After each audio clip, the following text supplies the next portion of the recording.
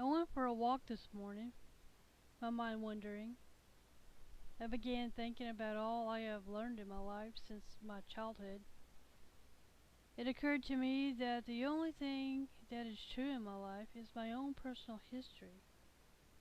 The history of the nation in which I was born into is based on nearly 300 years of deception. While walking, I tried to put together the puzzles that lay deep beneath the surface of the matrix of deception. The Pilgrims, as I was taught in school, came to the new land to escape growing dictatorship of religions and oppressing governments.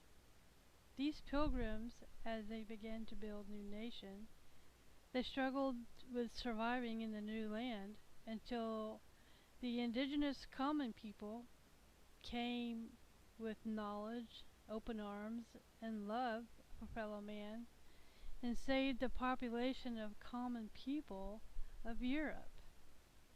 They celebrated their new founded friendship and their life-saving kindness and skills by coming together and giving thanks to the Creator, and these common people called this holiday Thanksgiving.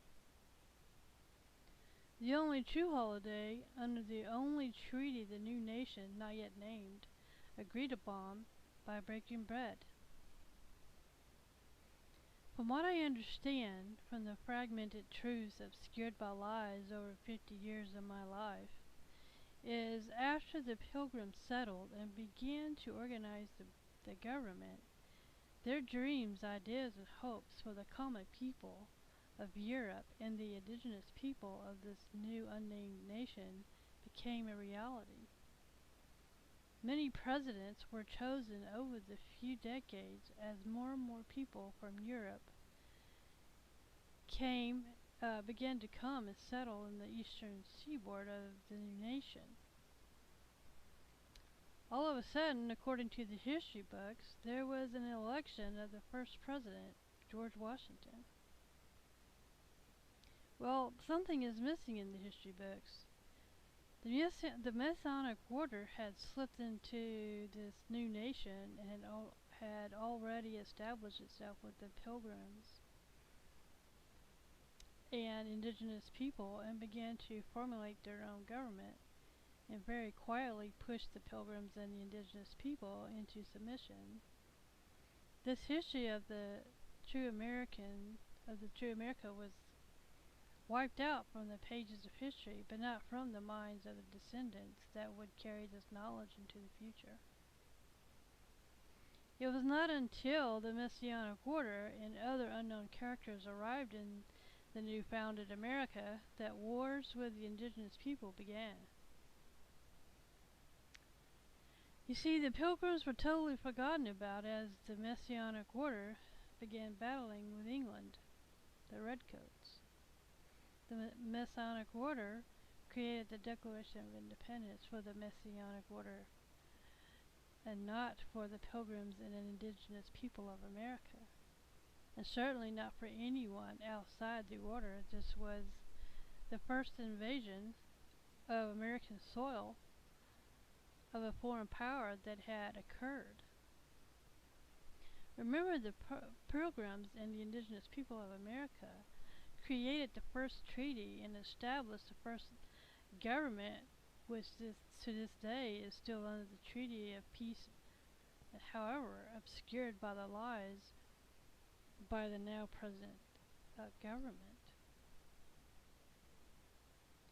The second invasion of foreign power occurred when England sent the Redcoats to America and attempted to assert ownership of the new lands from the Masonic Order. So the order can do whatever they please to the new land, completely disregarding the already established government under the Pilgrims and the indigenous people of America. After the Declaration of Independence was signed, the document did not include people outside the order. The first 13 colonies were established for the members of the Masonic Order. However, the population was unaware that the secret society had taken over the original government. The citizens completely forgot about the Pilgrims and indigenous people of America was the true government body. George Washington was a common man who gave up his ancestry to obtain recognition for himself, thinking he was doing the right thing for his new nation. However, on his deathbed, he had a vision of the future of America and the wars which followed. I believe he was seeing the result of his own decisions made while in office and seeing where the Masonic Order and what they would do to the nation in the future. I'm sure George Washington died of a broken heart. As we all know, this Masonic Order remained in power for at least 200 years. All the laws ever written were compiled by the Masonic Order and for the members thereof. As the states developed, the Masonic Order took over the government powers in all the levels of government across the United States. While the Masonic Order was rising, there came a new government. This new government was created by the corporations that established themselves in the mid-1800s and grew into financial power so great that the Masonic Order could not contain. By the time the First World War occurred, the corporations elite had organized a new presidential election system to guarantee their presidential candidate would always be the ones to win the elections. This is the third invasion of a foreign power in the history of America. To date, this power has remained and established itself as the federal government as we know it. However, the Mason Order remains in control of the state's government levels in conjunction with an agreement with the corporate elites. All the wars fought in the past 150 years approximately have been corporate wars of their own interests by making the people believe that the past 300 years or so the United States of America was established by the people for the people when the people were the victims of the biggest lie ever told. Now my country, my home, is sending our sons and daughters into a war that is not ours, but belongs to the corporations. Our children think they are fighting for our nation, when they are fighting to help the corporations establish their powers and ideas upon other nations, to bring their new world order at the expense of our families. What happened to the Pilgrims and the indigenous people of America? Are they still alive? Can we re-establish the original government of America as the Pilgrims and indigenous people of America intended? I do know that the common people are still here. They are around. They are the ones who are enslaved and get poor wages and are homeless. I consider myself a common folk and member of the Pilgrims and indigenous people of America. That is my America. I guess when she stops breathing, I will die alongside her to the bitter end. Long live the original dreams of the Pilgrims and indigenous people of America, and their descendants and those who adopt the original dreams of America. I realize what I'm pondering may not be agreeable to many people, but I do know this. My America is in trouble, and it wasn't caused by anything I did, or maybe something I didn't do, because I thought my government was based on truth. But as years went by, I discovered that there are so many deceptions going on in our government at all levels that I don't know what to believe in anymore.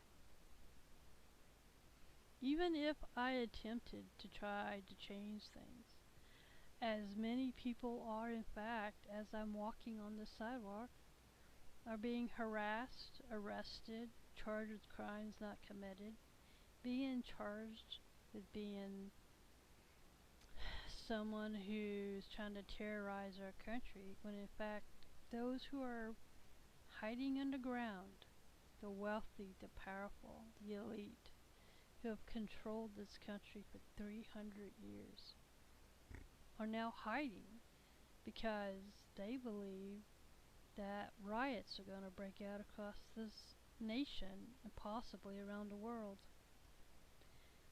But I say to any of you who are willing to take the time and listen to this tape, let us not plan or decide, even on short notice, in a moment of anger, to riot.